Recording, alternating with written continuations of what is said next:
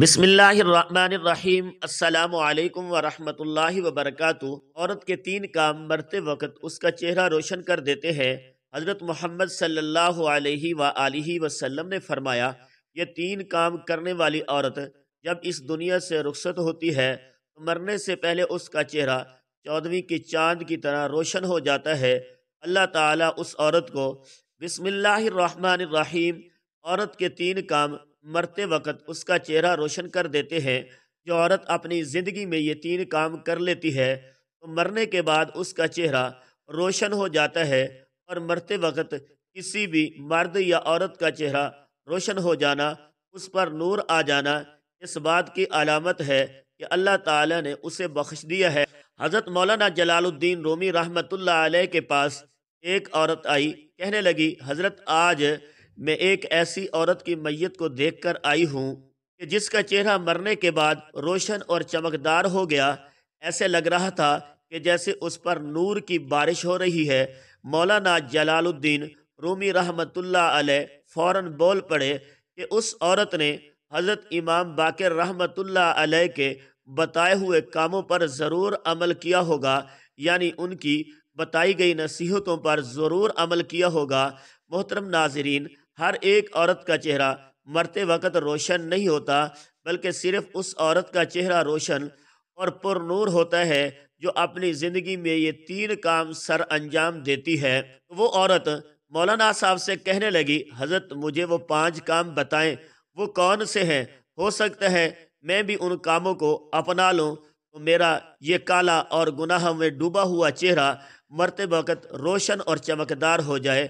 مولانا رومی رحمۃ اللہ علیہ نے فرمایا، میں نے امام باقر رحمۃ اللہ علیہ کی زندگی کے بارے میں پڑھا، آپ کا علم پڑھا اور آپ کے اقوال پڑھے۔ آپ فرمایا کرتے تھے کہ عورت کے لیے پہلا نیک عمل یہ ہے کہ وہ شادی کے لیے کسی نیک انسان کا انتخاب کرے، کسی اچھے، متقی اور پرہیزگار انسان کا انتخاب کرے۔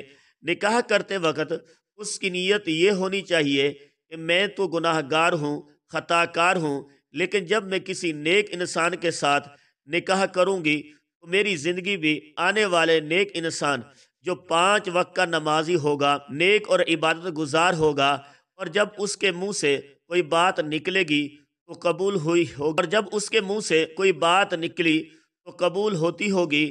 جب وہ میری زندگی میں آئے گا تو مجھے بھی 5 وقت کی نماز اور قرآن پڑھنے، روزہ رکھنے، صدقہ اور خیرات کرنے اور دوسرے نیک اعمال کرنے کی تلقین کرے گا۔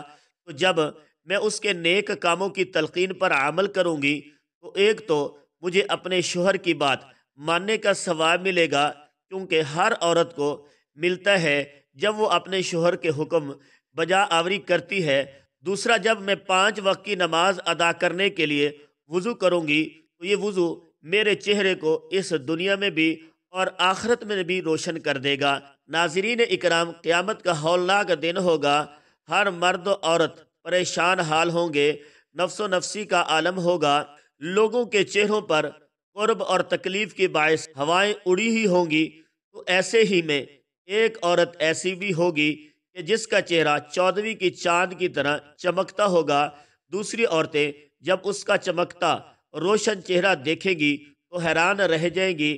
دنیا میں تو جب کسی عورت کا چہرہ خوبصورت اور چمکدار، رنگت نکھری اور صاف ہو تو دوسری عورتیں اس سے پوچھتی ہیں کہ بتاؤ کون سا میک اپ استعمال کرتی ہو، کون سی کریم استعمال کرتی ہو، لیکن قیامت کے دن کوئی عورت یہ نہیں پوچھے گی کہ کون سی کریم لگاتی ہو، بلکہ جس عورت کا چہرہ زیادہ روشن اور چمکدار ہوگا تو دوسری عورتیں اس سے پوچھیں گی کہ بتاؤ دنیا میں کون سا ایسا عمل کیا کرتی تھی کہ جس عمل نے قیامت کی ہولناکیوں میں بھی تیرے چہرے کو روشن کر دیا۔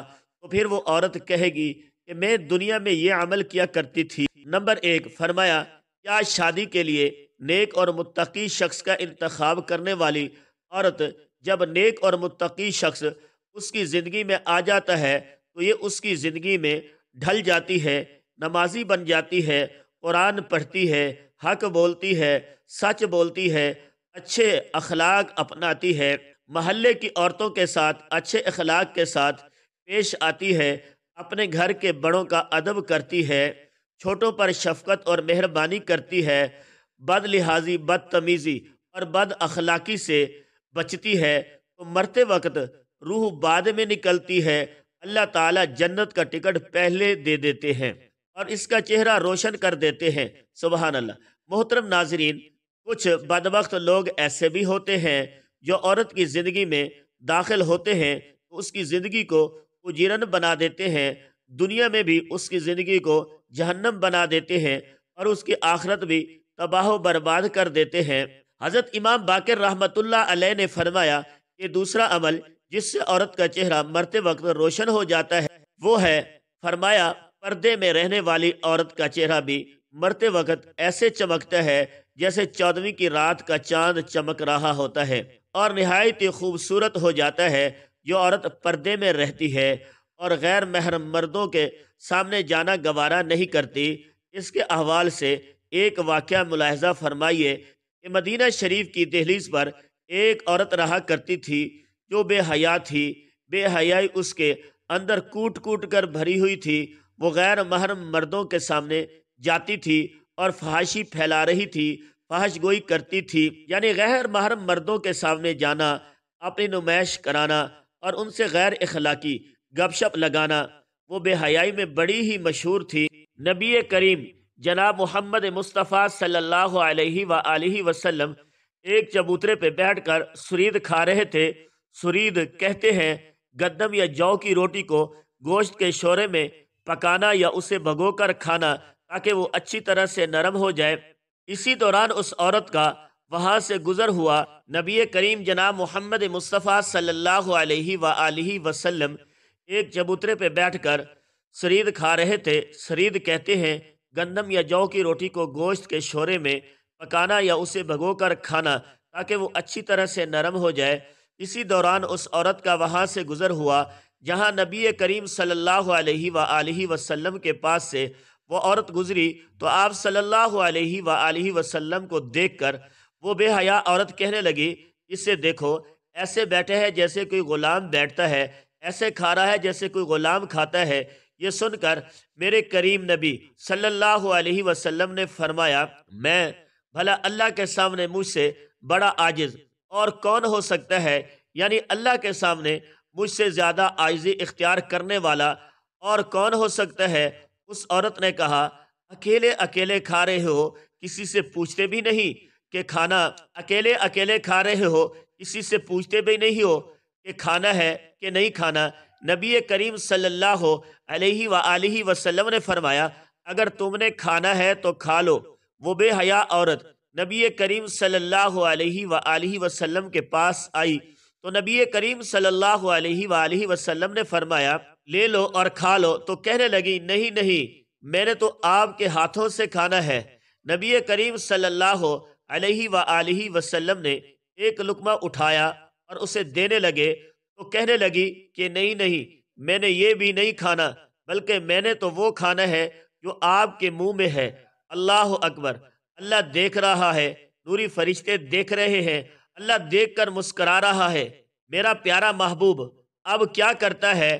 نبی کریم صلی اللہ علیہ وآلہ وسلم جانتے ہیں کہ بے حیائی میں یہ عورت مشہور ہے، تو جب اس بے حیا عورت نے کہا کہ حضرت میں نے تو وہی لقمہ کھانا ہے جو آپ کے منہ میں ہے، نبی کریم صلی اللہ علیہ وآلہ وسلم کے منہ سے نکلا ہوا لقمہ جو کھایا تو پھر ساری زندگی اس عورت نے کسی مرد کو اپنا چہرہ نہ دکھایا۔ کہنے والے کہتے ہیں پھر اس عورت نے کبھی کسی کو اپنا چہرہ نہ دکھایا اور جہاں بھی جاتی پردہ کر کے جاتی۔ پھر ایک دن وہ نبی کریم صلی اللہ علیہ وآلہ وسلم کے قریب سے گزری تو اس کی نظریں نیچے ہیں۔ آپ صلی اللہ علیہ وآلہ وسلم نے پہچانا کہ یہ تو وہی عورت ہے، تو آپ صلی اللہ علیہ وآلہ وسلم نے دعا فرمائی، اے پردے میں چھپی عورت، اللہ تعالیٰ تیرا پردے میں چھپا چہرہ روشن کر دے۔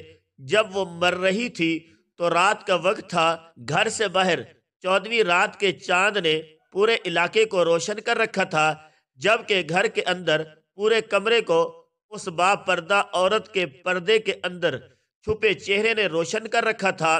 پھر فرمایا گیا تیسرا کام بسم اللہ پڑھنے کا عمل، یعنی جو عورت ہر کام شروع کرنے سے پہلے بسم اللہ الرحمن الرحیم کہتی ہے، اس کے متعلق ایک عورت کا واقعہ قابل ذکر ہے۔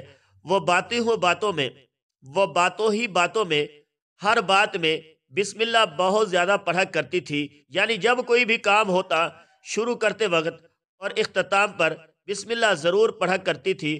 اس کا شوہر بڑا ہی منافق انسان تھا۔